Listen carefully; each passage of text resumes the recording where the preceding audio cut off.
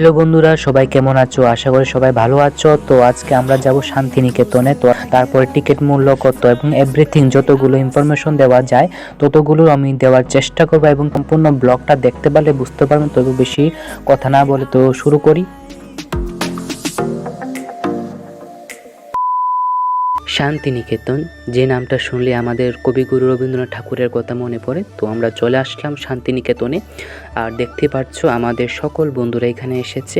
তো শুরু করি আমাদের পথযাত্রা। তো এখান থেকে আমরা শুরু করলাম। তো দেখতে পাচ্ছ এখানে রবীন্দ্রনাথ ঠাকুরের শান্তিনিকেতনে অনেক যা যা দেখনীয় আমরা এখানে দেখলাম। বিভিন্ন স্টল দেখলাম, রবীন্দ্রনাথ ঠাকুরের স্মৃতি জড়িত সমস্ত কিছু এখানে রয়েছে। তো তাছাড়া আমরা দেখলাম শান্তিনিকেতনের গৃহ, তাছাড়া দেখলাম শান্তিনিকেতনের ছাতিমতলা, তারপরে দেখলাম আমরা মিউজিয়াম। আর এই হচ্ছে বিশ্বভারতী মিউজিয়াম, যারা দেখার অনেক দিনের ইচ্ছা ছিল।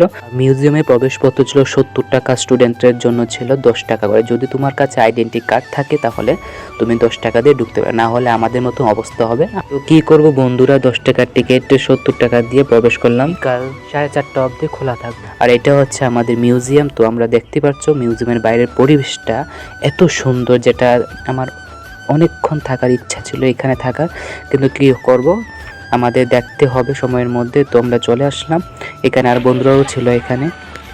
তো আমরা আছি এখন শান্তিনিকেতনে। তো শান্তিনিকেতনে আমরা এখন ঘুরে আসবো মিউজিয়ামে। তো তোমাদের সঙ্গে শেয়ার করবো, আশা করি সবাই ভালো লাগবে।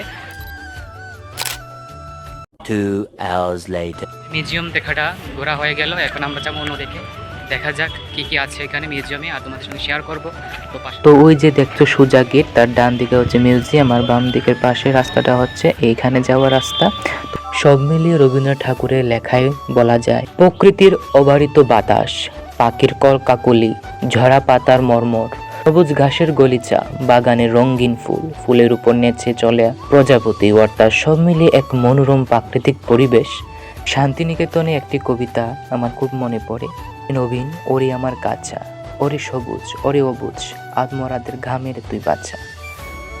আর এটা হচ্ছে উত্তরায়ণ, এখানে রবীন্দ্রনাথ ঠাকুরের বসার জায়গা, এখানে গল্প টল্প করতেন হয়তো। আর তাছাড়া দেখেছি আমরা রবীন্দ্রনাথ ঠাকুরের গাড়ি। তো গাড়িটার সাথে আমি একটা ছবি তুলে নিলাম।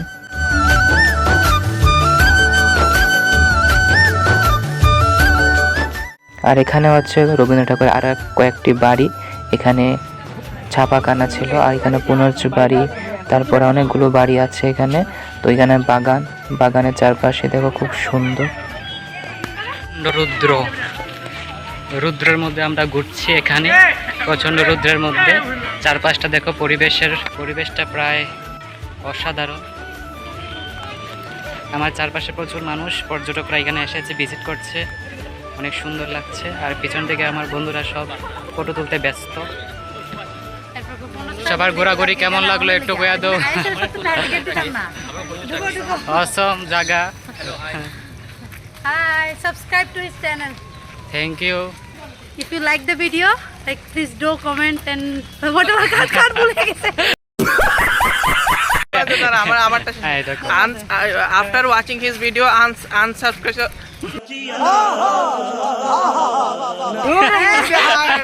After watching his video, don't unsubscribe his channel.